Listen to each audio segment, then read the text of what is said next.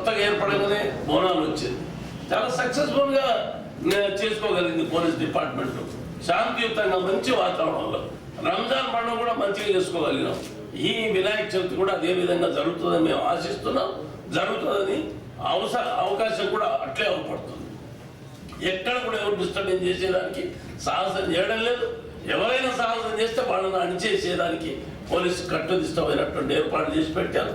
కాబట్టి అందరం కూడా మంచి ఈ హైదరాబాద్ బ్రాండ్ ఇమేజ్ని పెంచి ఇక్కడున్న వాతావరణాన్ని ప్రపంచానికి, భారతదేశానికి ఇక్కడ హైదరాబాద్ ప్రజలు కలహించుకోరు, తగాదపడరు, శాంతియుతాన్ని కాపాడతారు, అదేవిధంగా మత సామరస్యాన్ని కాపాడతారనే అటువంటి మెసేజ్ పోవడానికి మనం అందరం ప్రయత్నం చేస్తాం.